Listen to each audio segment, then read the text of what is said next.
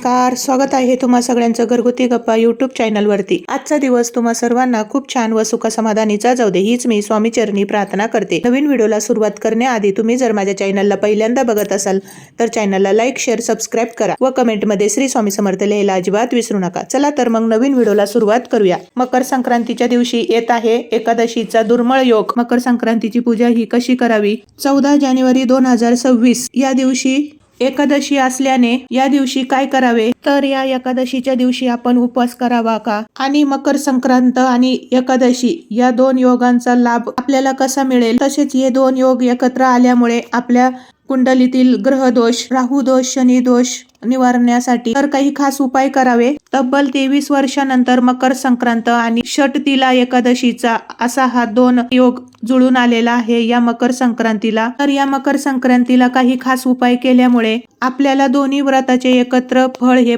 मिळणार आहे। तर या दोन्ही व्रताचे फळ एकत्र मिळण्यासाठी काही खास उपाय करा। तर ते कोणते उपाय आहे? षटतिला एकादशीला काय करावे, काय करू नये याबद्दलची संपूर्ण माहिती बघण्यासाठी हा व्हिडिओ शेवटपर्यंत बघा, स्किप न करता। 14 जानेवारी 2026 मध्ये संक्रांतीच्या दिवशी षटतिला एकादशीचा दुर्मिळ योग आलेला आहे। हा योग जवळपास 23 वर्षांनी आलेला असून धार्मिक दृष्ट्याने तो अत्यंत शुभ मानला जातो। यापूर्वी असा योग 2003 मध्ये आला होता।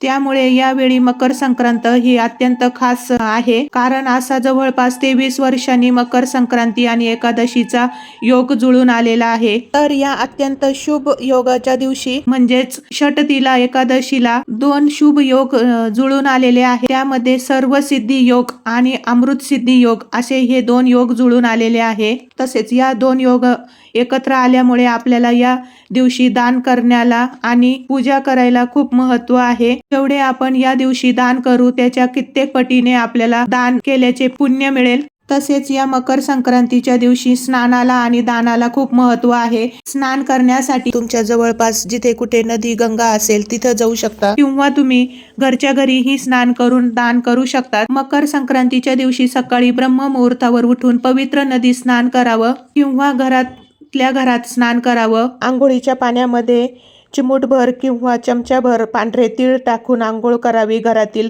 प्रत्येक व्यक्तीने। या दिवशी तीळ टाकून स्नान करायला खूप जास्त महत्त्व आहे। स्नान झाल्यानंतर सूर्यदेवाला तांब्याच्या लोट्यामध्ये थोडेसे पांढरे तीळ टाकून सूर्यदेवाला अर्घ्य द्यावे, म्हणजेच तीळ मिश्रित पाणी अर्पण करावे। सूर्यदेवताला लाल फुलं, तीळ, अक्षदा अर्पण करावी व सूर्याला जल अर्पण करताना ओम सूर्याय नमः, ओम सूर्याय नमः या मंत्राचा जप करत पाणी अर्पण करावे। त्यानंतर संक्रांतीच्या दिवशी एकादशी आलेली आहे। एकादशी म्हणजेच भगवान विष्णूंचा अत्यंत प्रिय दिवस आहे। संक्रांती सोबत एकादशी असल्यामुळे भगवान विष्णूंची पूजा करावी। या दिवशी शक्य होईल तेवढे भगवान विष्णूंची पूजा करावी। असं म्हणतात की भगवान विष्णूंची पूजा केल्याने आपल्या घरामध्ये लक्ष्मी ही आपोआप येते। त्यामुळे संक्रांतीच्या दिवशी आंघोळ, स्नान झाल्यानंतर, देवपूजा झाल्यानंतर आपल्या जवळपास भगवान विष्णूंचे मंदिर असेल त्यांना तिळगुळाचा नैवेद्य अर्पण करा। तसेच भगवान विष्णूंना तिळापासून बनवलेले पदार्थ, तिळाचे लाडू, तिळगुळ याचा प्रसाद अर्पण करावा। याने माता लक्ष्मी सुद्धा प्रसन्न होते।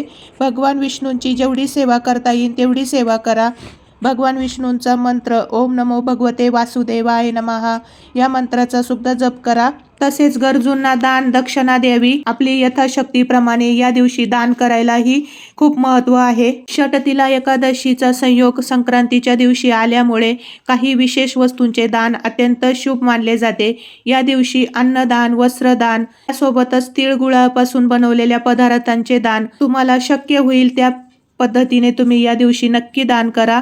यथाशक्तीप्रमाणे आपण नक्की काही ना काही दान या दिवशी नक्की करावे। याचे पुण्यफळ हे आपल्याला कित्येक पटीने मिळते। तसेच या दिवशी श्री हरिविष्णूंची तीळ वाहून पूजा करावी। तसेच या दिवशी श्री हरिविष्णूंचे स्तोत्र म्हणावे, विष्णू सहस्रनामाचे पठण करावे किंवा ते ऐकावे। विष्णू सहस्रनाम ऐकल्याने सुद्धा अत्यंत प्रभावी ठरते। यामुळे घरातील नकारात्मकता ऊर्जा ही नष्ट होऊन सुख शांती नांदते आपल्या घरामध्ये। तसेच या दिवशी विठ्ठलाच्या मंदिरात जाऊन विठ्ठलाची सुद्धा पूजा करावी। विठ्ठल हे विष्णूचेच रूप असल्याने संक्रांतीच्या दिवशी एकादशी आल्यामुळे विठ्ठल रुक्माईच्या पूजेलाही तितकेच महत्त्व आहे। त्यांची पूजा ही विठ्ठल रुक्माईची नक्की करावी।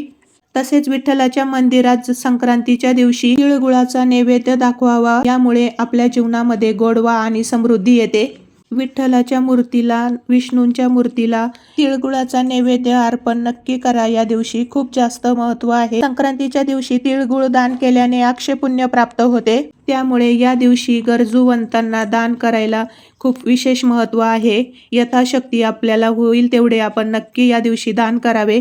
तसेच या दिवशी एकादशी आल्यामुळे आपण तांदळापासून बनवलेले पदार्थ या दिवशी दान करू नये. जसे की तांदूळ, खिचडी, भात या वस्तूंचे दान या दिवशी करू नये. एकादशी असल्यामुळे गरजूंना अन्नदान करताना त्यामध्ये तिळगुळ, मिठाई आणि वस्त्र यांचा समावेश करू शकतात.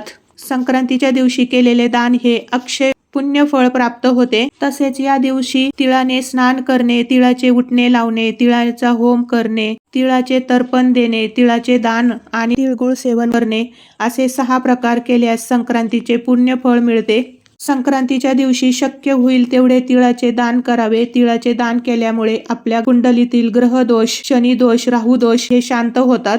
तसेच या दिवशी केलेल्या दानामुळे आर्थिक लाभ होतो. आपले रखडलेले काम हे पूर्ण होतात. आपल्याला कोणाकडून पैसे येणार असेल तर तेही पैसे आपले वसूल होतात आणि तसेच आपले नवीन गुंतवणुकीसाठी मार्ग मोकळे होतात या दिवशी केलेल्या पूजामुळे, दानामुळे. तसेच आरोग्यासाठी हिवाळ्यामध्ये तिळाचा वापर केल्यामुळे आजारांपासून आपले संरक्षण होते. तसेच या संक्रांतीला एकादशी आल्यामुळे विशेष महत्त्व आहे. तर या दिवशी काय करावे तर सकाळी लवकर उठून पवित्र नदी स्नान करावे किंवा आंघोळीच्या पाण्यात तीळ मिसळून स्नान करावे.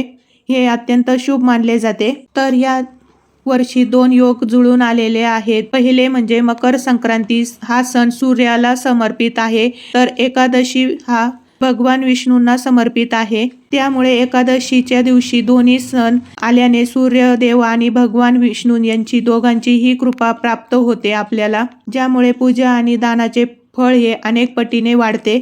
तर या दिवशी काय करू नये तर या दिवशी एकादशीचा योग असल्याने या दिवशी भात किंवा खिचडीचे दान करू नये. त्याऐवजी तिळापासून बनवलेल्या पदार्थांचे दान आणि सेवन करावे. तसेच एकादशी असल्यामुळे ज्यांना एकादशी आहे त्यांनी उपवास करावा व ज्यांना एकादशी नाही आहे त्यांनी आपली संक्रांतीची जशी आपण दरवर्षी पूजा करतो तशी पूजा करावी. या दिवशी पितरांना तर्पण केल्याने पितरांना मोक्ष मिळते.